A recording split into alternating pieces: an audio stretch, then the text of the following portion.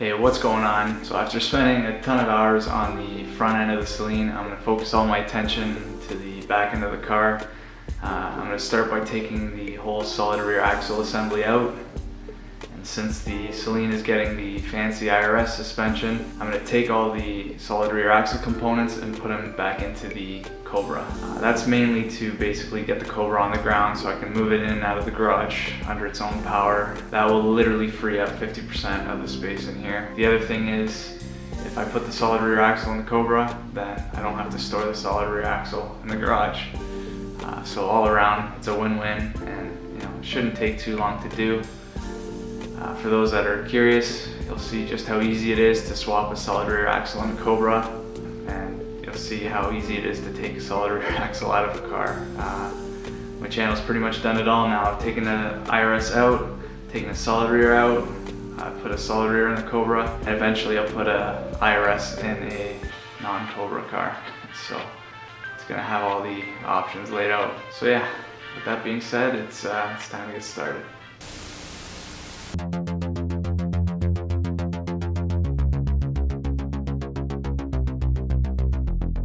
Alright, so first thing you want to do is obviously have the car supported well, put 2 jack stands under it, and then preload the rear suspension a little bit with a jack just to get the springs compressed. So here I'm just removing the quad shocks, taking out the brackets. Unbolt your calipers, get your brake lines out of the way. Same with the ABS sensors, go ahead and remove those. So with the rear suspension preloaded, you can unbolt the lower rear shock mounts.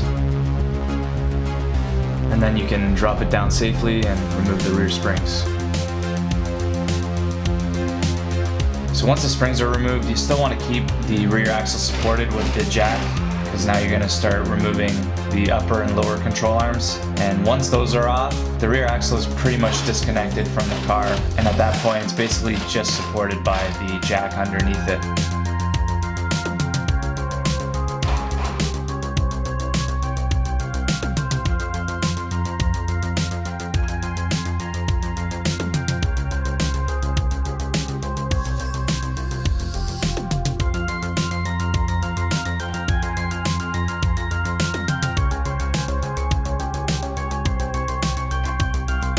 Keep in mind, in this particular case, I didn't have to deal with removing the drive shaft since there was no drive shaft to begin with, but it's really not a big deal. It's only an extra 4 bolts to remove, and that's pretty much it.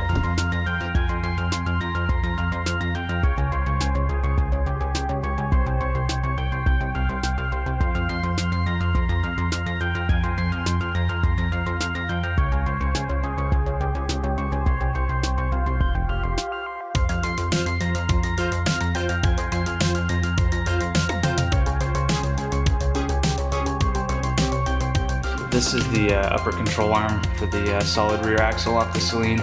I'm not sure what company makes this, but it looks like a pretty nice piece.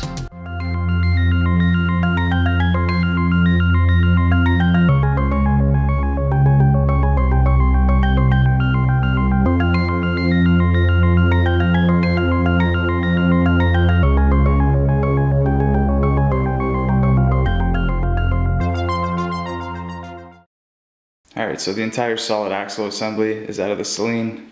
Fits pretty good on this mini dolly I made for the front end of the car so I could move it around.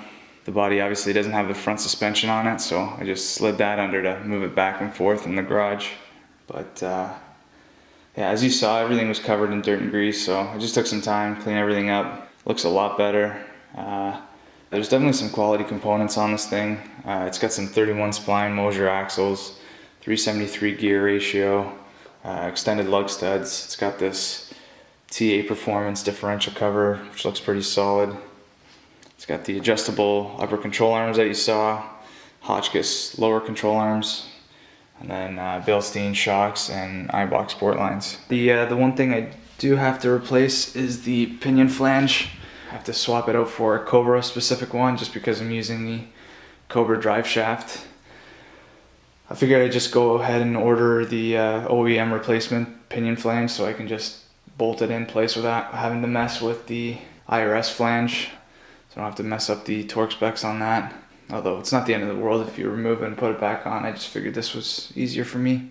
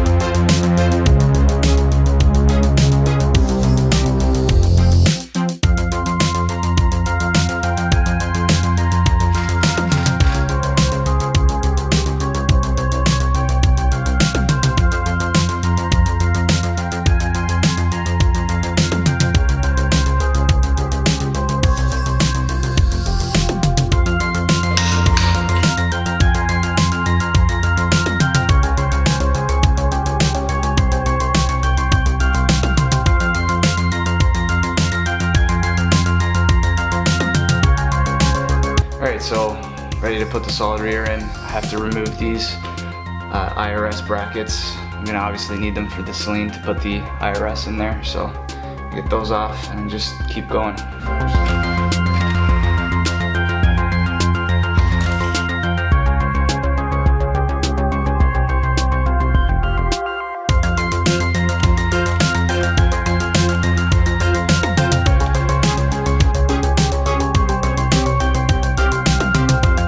Putting the solid rear in the Cobra, there's not a whole lot to say. You're basically doing the exact same thing you did to take it out, but just in reverse order.